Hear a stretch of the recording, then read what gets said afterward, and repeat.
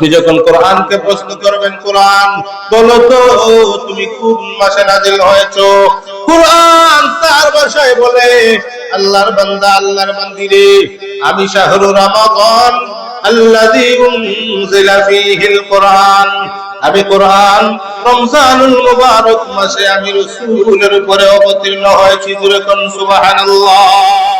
আল্লাহর রাসূল দুনিয়ার কোন রাজা বাদশাহের কথা বলেন নাই, আল্লাহর রাসূল দুনিয়ার কোন কোটিপতি মিলিয়নপতির কথা আল্লাহর রাসূল বলেন নাই, আল্লাহর রাসূল কোন জমিদারের কথা বলেন নাই।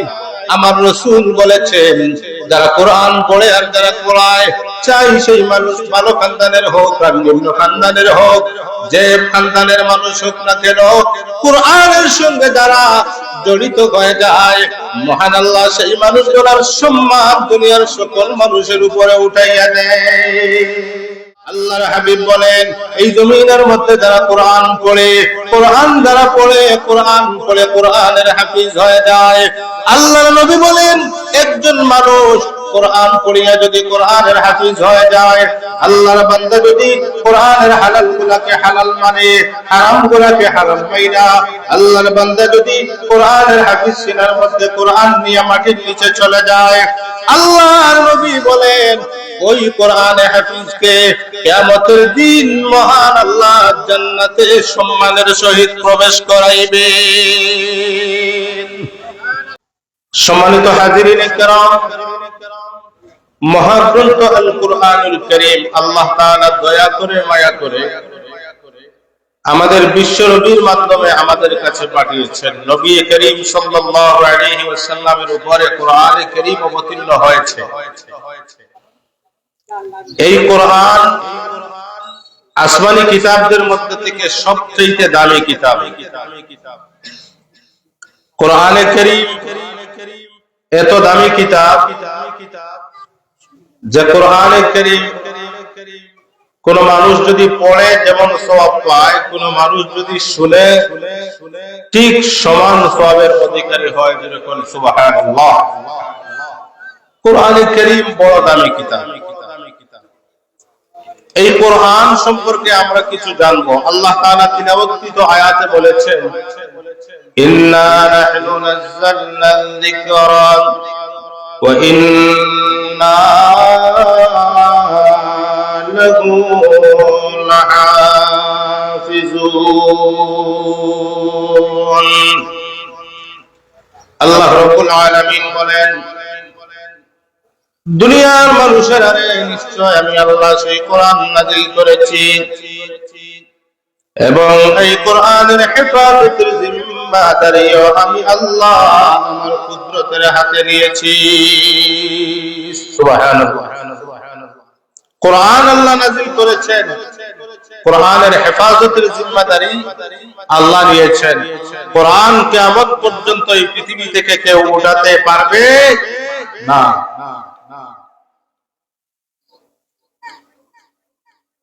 কোরআনে কারীমের মতো কোন কিতাব এই পৃথিবীতে আজ পর্যন্ত কেউ বানাতে পারে নাই। কোরআনকে যারা এই পৃথিবী থেকে ধ্বংস করার জন্য বারবার ষড়যন্ত্র করেছে, আল্লাহ তাআলা তাদেরকেই ধ্বংস করে দিয়েছেন, কিন্তু কোরআন ধ্বংস হয় নাই। আমার ভাইরা, কোরআন এত দামি কিতাব, কোরআনের সঙ্গে যদি বান্দা তুমি সম্পর্ক করো, তোমার দাম বেড়ে যাবে। কোরআনের বিরোধিতায় লেগে যাও, তুমি দুনিয়ায় লাঞ্ছিত হবে, আখিরাতেও তুমি লাঞ্ছিত হবে। মক্কার মুশরিকেরা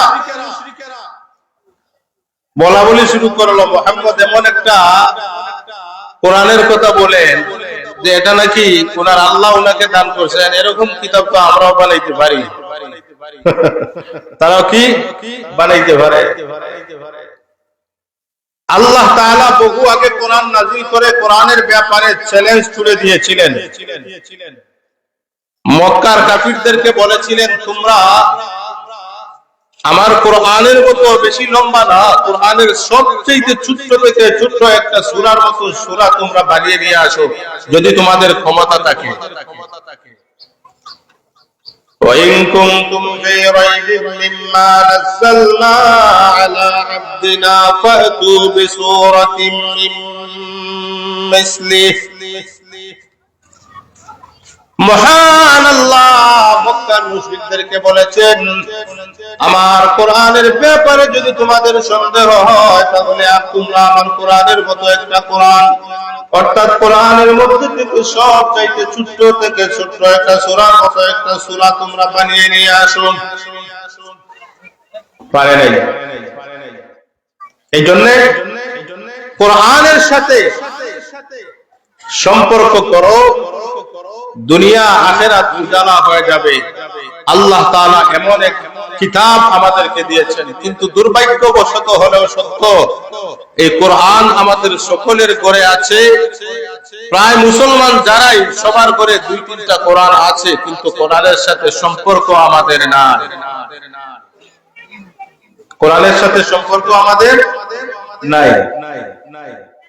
আগেকার যুগে ফজরের নামাজের পরে প্রায় মুরব্বীরা কোরআনে কারীম তিলাওয়াত করত, কিন্তু আজকে এই দৃশ্য আর পাওয়া যায় না গ্রামাঞ্চলে। মুসলমান, আপনি যদি বরকত চান, আপনি যদি আল্লাহর পক্ষ থেকে রহমত চান, আল্লাহর পক্ষ থেকে যদি আপনি দয়া চান, তাহলে আপনি কোরআনের সঙ্গে সম্পর্ক জড়াইতে হবে, কোরআনের সঙ্গে আপনার মহব্বত জুড়তে হবে, কোরআনের তিলাওয়াত করতে হবে প্রতিনিয়ত। কোরআনের তিলাওয়াতের মাধ্যমে মানুষের আমল সুন্দর হয়, মানুষের ঈমানের নূর আল্লাহ বাড়িয়ে দেন। এত দামি এক কিতাব আল্লাহ আমাদেরকে দিয়েছেন। এই কোরআনের পরিচয়ের আমাদের একটু দরকার আছে। কোরআন কেমন দামি কিতাব, কোরআন কোথা থেকে এসেছে, কে কোরআনকে পাঠিয়েছে, কোরআন কেমন কিতাব, কোরআন আমাদের কি কাজে লাগে, এই প্রশ্নগুলো আপনি কাকে করবেন, কে আপনাকে উত্তর দিবে? আমি বলবো এই প্রশ্নগুলো আপনি পৃথিবীর কাউকে করার দরকার নাই। আপনি সোজাসুজি কোরআনকে প্রশ্ন করে ফেলুন। কোরআন, তুমি কোথায় থেকে এসেছো? কোরআন, তোমার নাম কি? কোরআন, তোমার বাড়ি কোথায়? কোরআন, তোমাকে কে পাঠিয়েছে? কোরআন, তুমি কার উপরে নাযিল হয়েছো? কোরআন, তোমার মিশন কি? কোরআন সবগুলা আপনাকে কোরআনের ভাষায় আপনাকে উত্তর দিয়া দিবে। জোরে কোন সুবহানাল্লাহ। এবার আসেন, আপনি যদি কোরআনকে প্রশ্ন করেন, কোরআন, তোমার নাম কি? তাহলে পৃথিবীর কেউ আপনাকে উত্তর দেওয়া লাগবে না, কোরআন নিজেই উত্তর দিয়া দেবে কোরআনের নাম কি। সুবহানাল্লাহ। আপনি যদি কোরআনকে প্রশ্ন করেন, কোরআন, তোমার নাম কি বলো তো শুনি, কোরআন সঙ্গে সঙ্গে আপনাকে বলবে, আল্লাহর বান্দা, আল্লাহর বান্দি, আমার নাম হচ্ছে ওয়াল কুরআনাল আযীম। জোরে কোন সুবহানাল্লাহ। কোরআন সঙ্গে সঙ্গে বলবে, আল্লাহর বান্দা, আমার আল্লাহর বান্দি, আমার নাম হচ্ছে কোরআন আযীম। আপনি আবার কোরআনকে প্রশ্ন করেন, এ কোরআন, জানলাম, মানলাম, শুনলাম তোমার নাম কোরআন আযীম। কোরআন, তোমার বাড়ি কোথায়? তুমি আসলে তোমার বাড়ি কোথায়? কোরআন তখন তার ভাষায় আপনাকে বলে দিবেন, ফি লাওহিম মাহফুজ। কোরআন আপনাকে তার ভাষায় বলে দিবে, আল্লাহর বান্দা, আল্লাহর বান্দি, আমার বাড়ি হচ্ছে লাওহে মাহফুজে। লাওহে মাহফুজ থেকে আমি এই দুনিয়ার মধ্যে অবতীর্ণ হয়েছি। সুবহানাল্লাহ।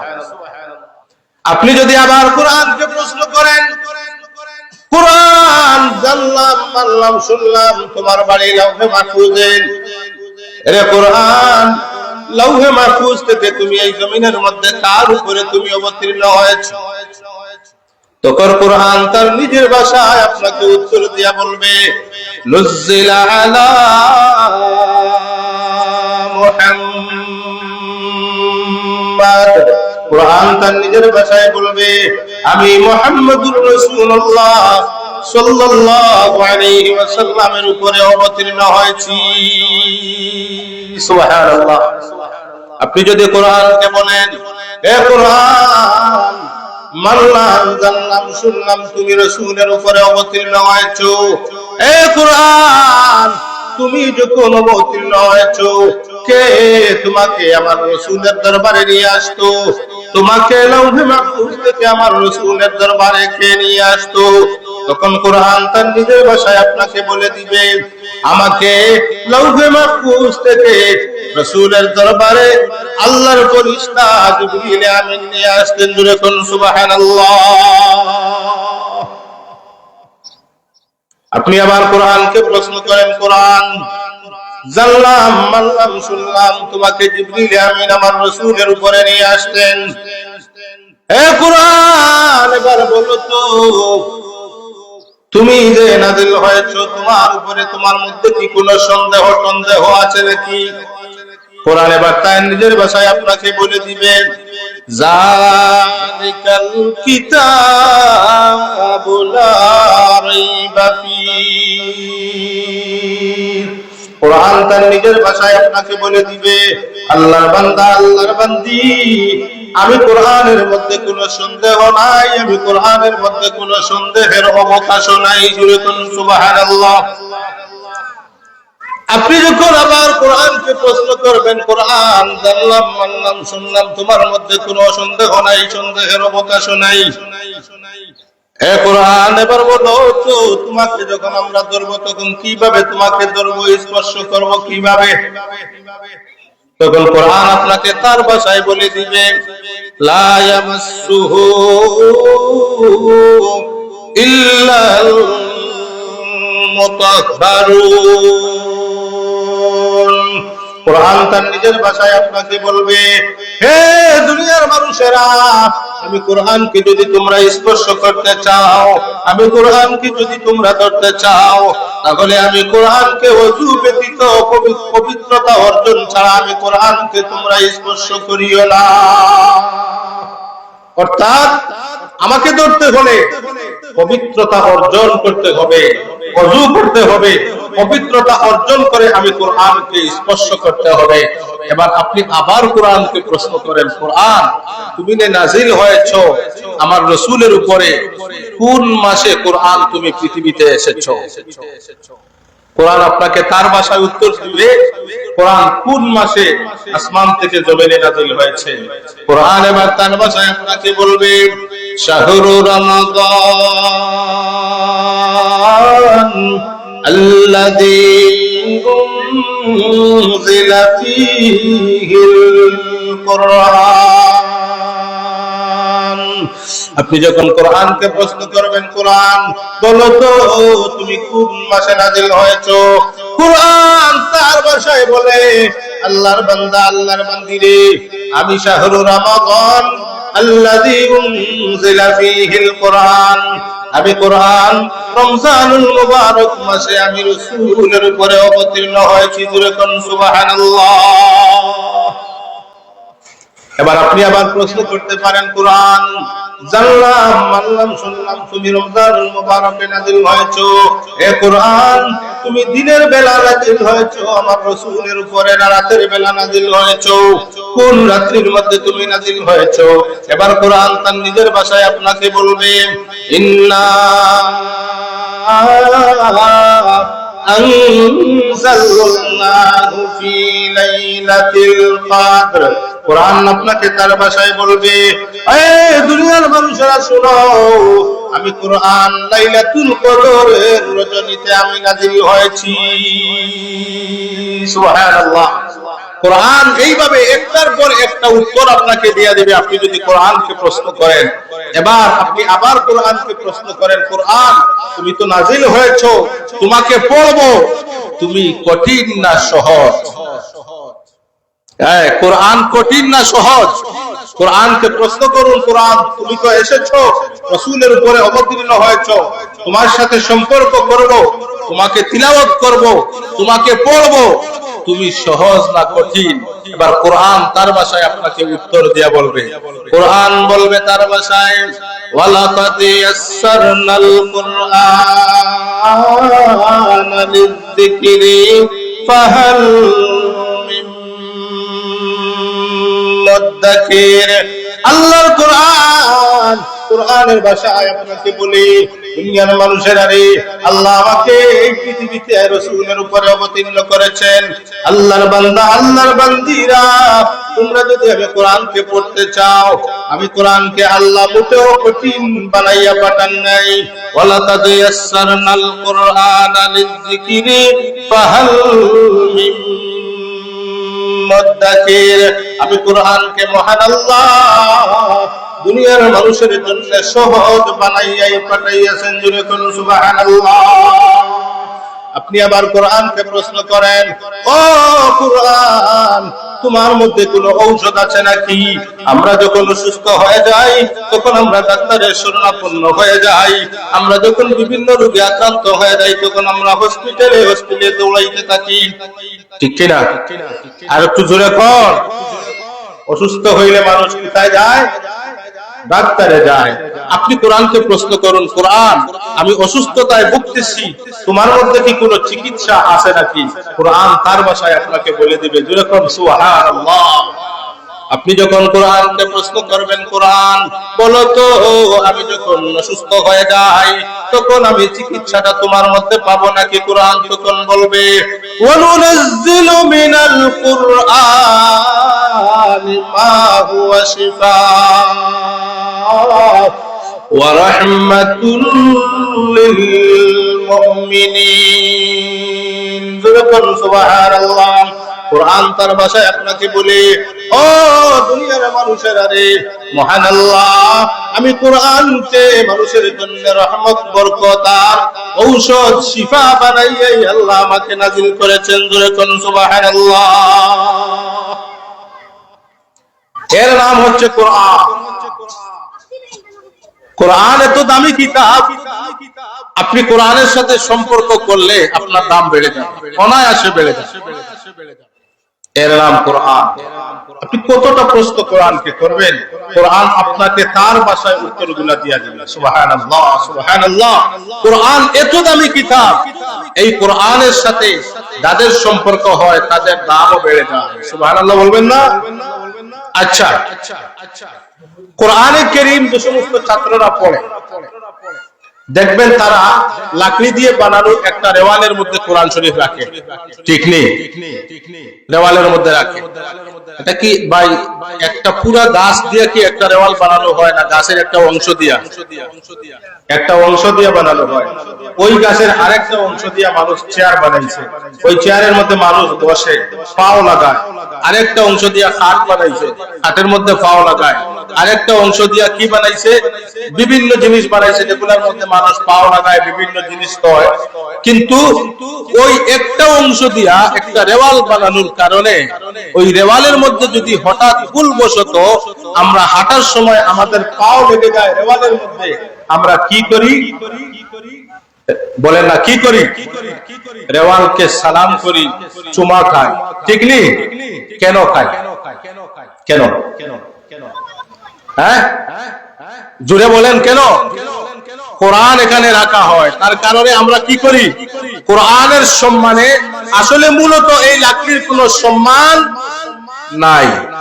এই লাকড়ির মধ্যে কোরআন রাখার কারণে এই লাকড়ির দাম এতটা বেড়ে গেছে যে এই লাকড়ির মধ্যে এখন যদি কেউ পাও লাগিয়ে যায়, হঠাৎ করে লাগাই দেয়, আমরা সাথে সাথে রেওয়ালটা নিয়ে বুকের মধ্যে লাগাই, বুকের মধ্যে চুমা খাই, সালাম করি। কার সম্মানে? আর একটু জোরে কোন, কার সম্মানে? কোরআনের সম্মানে। ভাই, একটা কোরআনের সম্মানে যদি একটা লাকড়ির এতটা সম্মান বেড়ে যায়, এবার আপনি আমাকে বলেন, সেই কোরআনের সাথে একটা মানুষের সম্পর্ক যদি হয়ে যায়, তার সম্মান বাড়বে কি বাড়বে না? বাড়বে কি বাড়বে না? এটা আমি যদি আমার মন মতো আপনাদেরকে বলে যাই, তাহলে তো আপনারা বলবেন আপনার পকেট থেকে বানাইয়া সবগুলা কইছেন, মানি না। তাহলে আমি আমার পকেট থেকে কইতাম না, আপনাদেরকে এতক্ষণ সময় কোরআনের পরিচয় কোরআনের মাধ্যমে দিলাম। এবার আসেন হাদিসের আলোকে একটু কোরআনের মর্যাদা শুনি। কোরআন যারা পড়ে, কোরআন যারা পড়ায়, কোরআনকে যারা সহযোগিতা করে, কোরআন পড়নেওয়ালাদেরকে যারা সহযোগিতা করে, এদের মর্যাদা কত বেশি। একটু রাসূলের হাদিসের আলোকে আমরা একটু আলোচনায় চলে যাই। আল্লাহ রাসূল সাল্লাল্লাহু আলাইহি ওয়াসাল্লাম বলেন, قال رسول الله صلى الله عليه وسلم خيركم من تعلم القرآن وعلمه আল্লাহর হাবিব সাল্লাল্লাহু আলাইহি ওয়াসাল্লাম বলেন, এ দুনিয়ার মানুষেরা রে, এই দুনিয়ার মধ্যে সবচাইতে দামি মানুষ, এই দুনিয়ার মধ্যে সবচাইতে সম্মানী মানুষ, এই দুনিয়ার মধ্যে সবচাইতে দামি মানুষ হলো তারা যারা কোরআন পড়ে এবং কোরআন পড়ায়। জোরে বলুন সুবহানাল্লাহ। এই কথাটা কার বাণী? আমার রাসূলের বাণী। কোরআন যারা পড়ে, যারা পড়ায়, তাদের মর্যাদা সবচাইতে বেশি। আল্লাহর রাসূল দুনিয়ার কোন রাজা বাদশাহের কথা বলেন নাই, আল্লাহর রাসূল দুনিয়ার কোন কোটিপতি মিলিয়নপতির কথা আল্লাহর রাসূল বলেন নাই, আল্লাহর রাসূল কোন জমিদারের কথা বলেন নাই। আমার রাসূল বলেছেন, যারা কোরআন পড়ে আর যারা পড়ায়, চাই সেই মানুষ ভালো খানদানের হোক আর নিম্ন খানদানের হোক, যে খানদানের মানুষ হোক না কেন, কোরআনের সঙ্গে যারা জড়িত হয়ে যায়, মহান আল্লাহ সেই মানুষগুলোর সম্মান দুনিয়ার সকল মানুষের উপরে উঠাইয়া দেন। এর নাম কোরআন। আল্লাহর রাসূলের ভাষায় কোরআন যারা পড়ে আর যারা পড়ায়, পৃথিবীর মধ্যে সবচেয়ে সম্মানী মানুষ হচ্ছে তারা। জোরে বলুন সুবহানাল্লাহ। পৃথিবীর মানুষ সম্মান দিলেও তারা সম্মানী, পৃথিবীর মানুষ সম্মান না দিলেও তারা সম্মানী। কোরআন, আহলুল কোরআন, আহলে কোরআন ওয়ালাদেরকে সম্মান দিয়েছেন আমার রাসূল, সম্মান দিয়েছেন আমার আল্লাহ। আপনি কেন দিবেন না? সমস্যাটা কি? আপনি দিবেন না কেন? আপনি দেন, দিলে ফায়দা কি জানেন? কোরআন ওয়ালাদের সাথে থাকলে আপনিও তাদের সঙ্গে হাসরের ময়দানে উঠবেন। সুবহানাল্লাহ। কোরআন ওয়ালাদের সাথে থাকো। এক হাদিসে তো এসেছে, রাসূলুল্লাহ বলেছেন, তোমরা কোরআন, নিজে কোরআন পড়ো, যদি পড়তে পারো না, কোরআন যারা পড়ে তাদেরকে সহযোগিতা করো। ভাই, একটা কোরআন আপনি পড়লে, এক কোরআন এত দামি কিতাব, কোরআনের একটা হরফ আপনি পড়েন আর শুনেন, সাথে সাথে আপনার নামায় আমলে 10টা নেকি আল্লাহ লিখে দেন। সুবহানাল্লাহ। আল্লাহ রাসূল সাল্লাল্লাহু আলাইহি ওয়াসাল্লাম বলেছেন, কোরআনে কারীমের একটি আয়াত পড়লে সাথে সাথে মহান আল্লাহ তার নামায় আমলে 10টা নেকি দিয়ে দেন। সুবহানাল্লাহ। এই কোরআন আমরা প্রতিনিয়ত পড়ব তো ইনশাআল্লাহ। কোরআন যারা পড়ে তাদেরকে সহযোগিতা করব, কোরআন ওয়ালাদের সাথে আমাদের সম্পর্ক রাখবো। কোরআন বড় দামি কিতাব। আল্লাহর রাসূল সাল্লাল্লাহু আলাইহি ওয়াসাল্লাম আরেক হাদিসে কোরআন ওয়ালাদের মর্যাদা বয়ান করতে গিয়ে নবীজি বলেন, মান কারাআল কোরআন, আল্লাহর নবী বলেন, যারা কোরআন পড়ে, যে সমস্ত বাচ্চারা এই জমিনের মধ্যে কোরআন পড়ে কোরআনের হাফিজ হয়ে যায়, তাদেরকে আমরা আমাদের ভাষায় হাফিজ সাহেব বলে সম্বোধন করি। আপনি জানেন না একটা কোরআনের হাফিজের কতটা সম্মান মহান আল্লাহর দরবারে আল্লাহ দিয়েছেন। আল্লাহর নবী বলেন, একটা কোরআনের হাফিজ যদি কোরআনের হাফিজ হয়ে যায়, কিয়ামতের দিন ওই কোরআনের হাফিজের মা বাবাকে মহান আল্লাহ হাশরের কোটি কোটি মানুষের সামনে মহান আল্লাহ একজন কোরআনের হাফিজের মা বাবার মাথার মধ্যে আমার আল্লাহ নূরের টুপি পরাইয়া দিবে। ওই নূরের টুপি কতটা আলোকিত জানেন? আল্লাহর নবী সাল্লাল্লাহু আলাইহি ওয়াসাল্লাম বলেন, ওই নূরের টুপিটা, যেই নূরের টুপি হাফিজে কোরআনের মা বাবার মাথার মধ্যে আল্লাহ পরাইয়া দিবেন, ওই নূরের টুপির আলোর কাছে আকাশের চন্দ্রের আলো হার মানবে, আকাশের সূর্যের আলো হার মানবে রে। দুনিয়ার মানুষেরা বলবে, এমন কোন একটা কিতাব, এমন কোন আমল তারা করেছে, এই আমলের কারণে তাদের মর্যাদা এত বেড়ে গেল। এরা কারা রে? যাদের মাথার মধ্যে আমরা নূরের টুপি দেখতে পাইলাম, ওরা কারা? এমন সময় গায়েব থেকে আওয়াজ হবে, ওরা আর কেউ না রে, ওরা হইল তারা যারা এই জমিনের মধ্যে তাদের সন্তানদেরকে কোরআনের তালিম দিয়ে কোরআনের হাফিজ বানিয়েছিল। জোরে বলুন সুবহানাল্লাহ। একটু জিকির করেন লা ইলাহা ইল্লাল্লাহ লা ইলাহা ইল্লাল্লাহ আরো জোরে ইল্লাল্লাহ লা ইলাহা ইল্লাল্লাহ আসমানের মালিক যে আল্লাহ জমিনের মালিক সেই আল্লাহ লা ইলাহা ইল্লাল্লাহ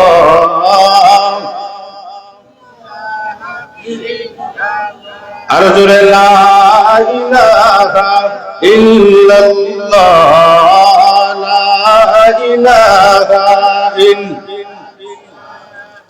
লা ইলাহা ইল্লাল্লাহ লা ইলাহা ইল্লাল্লাহ আমার ভাইরা আসুন আল্লাহর হাবিব সাল্লাল্লাহু আলাইহি ওয়াসাল্লাম এর হাদিসের মধ্যে বলেন মান ক্বারাআল কুরআন ফাস্তাযহারাহু ফাআহাল্লা হালালাহু ওয়া হাররামা হারামাহু আদখালাহু আল্লাহুল জান্নাহ ওয়া শাফাআহু ফি 'আশরাতিন মিন আহলি বাইতিহি কুল্লুহুম قد وجبت لهم النار আল্লাহর হাবিব বলেন এই জমিনের মধ্যে যারা কোরআন পড়ে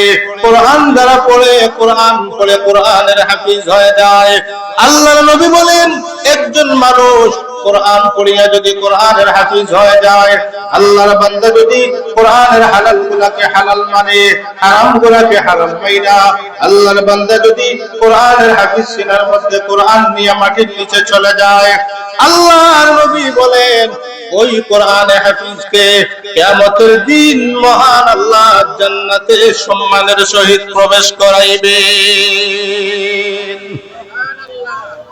সম্মানের সহিত একজন হাফিজ কোরআনকে জান্নাতে প্রবেশ করাইবেন শুধু তাই না এখানেই শেষ না আল্লাহর নবী হাদিসের শেষাংশে বলেন وشفعه في 10 من أهل بيته كلهم قد وجبت لهم النار আল্লাহর নবী বলেন একজন কোরআনে কারীমের হাফিজ সাহেবকে মহান আল্লাহ কিয়ামতের দিন আল্লাহ সেই অধিকার দিবেন 10 জন মানুষকে সুপারিশ করে আল্লাহর জান্নাতে নিয়ে যাবে নিজের আহলে ইয়ানের মধ্যে থেকে এমন 10 জন মানুষকে সুপারিশ করে জান্নাতে নেওয়ার অধিকার আল্লাহ একজন কোরআনের হাফিজ সাহেবকে দিবেন যেই 10 জনের উপরে জাহান্নামের আগুন ওয়াজিব হয়েছে জুরে কোন নাউযুবিল্লাহ এমন 10 জন মানুষকে একজন কোরআনের হাফিজ সুপারিশ করে জান্নাতে নেবেন সুবহানাল্লাহ বলবেন না আপনারা জীবনে কোন মাওলানা সাহেবের ওয়াজে শুনছেন কোন দেশের প্রধানমন্ত্রী হাসরের মাঠে সুপারিশ করিয়া প্রায় 20-25 জন মানুষের জান্নাতে নিব না শুনলে তো জুরে কইবে শুনছেন নি জীবনে কোন চেয়ারম্যানে নিতে পারবো নি কোন এমপি নিব কেবল এবারে এখন পাগল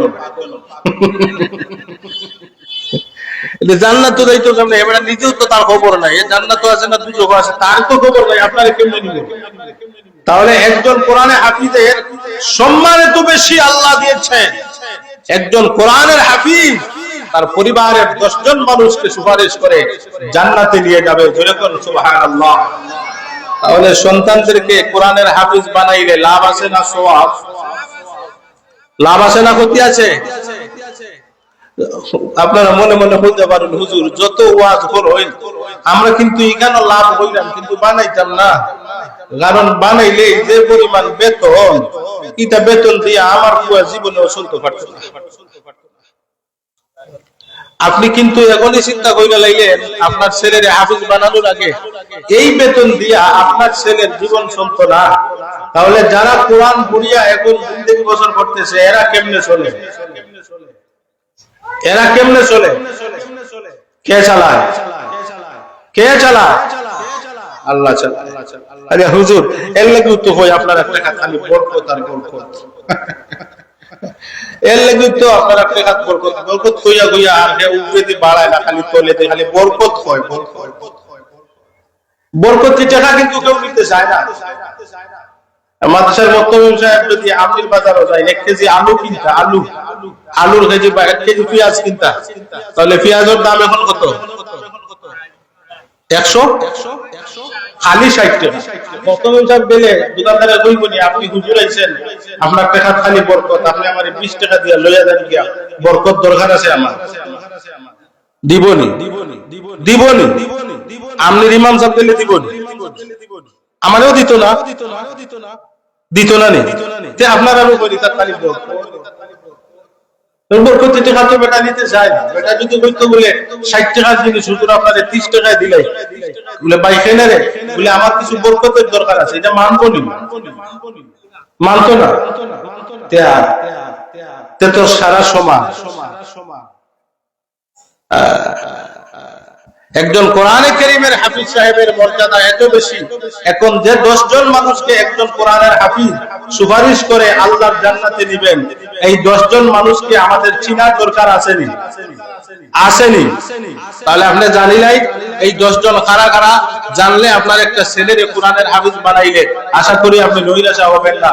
এই হাদিসের ব্যাখ্যা দিয়েছেন আমাদের সিলেটের গৌরব। এই সমস্ত আলিমদেরকে মাটি কেমনে গ্রহণ করলো আমি তো বুঝি না ভাই। এদের সিনায় আল্লাহ এত ইলমের ভান্ডার দিয়েছিলেন। আমাদের সিলেটের আধ্যাত্মিক রাহবার আল্লামা নূরউদ্দিন গওহরপুরী রাহমাতুল্লাহি আলাইহি হুজুর এই হাদিসের ব্যাখ্যা দিয়েছেন একজন কোরআনের হাফিজ কোন 10 জন মানুষকে সুপারিশ করে জান্নাতে নেবেন। সুবহানাল্লাহ। 10 জনের ব্যাখ্যা দিয়েছেন।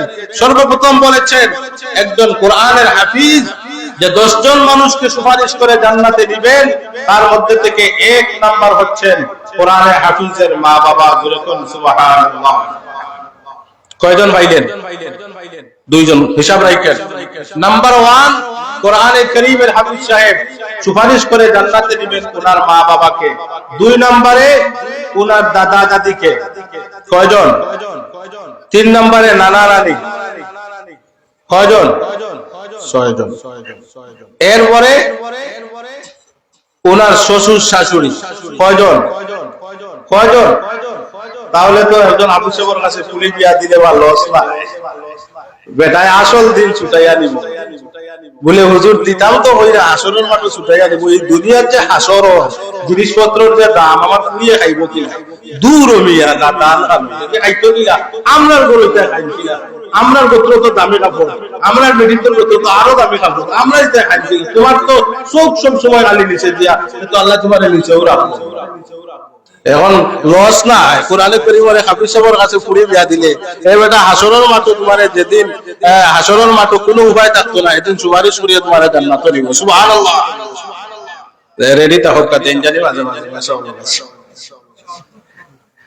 লস না দেন জানি কাছে।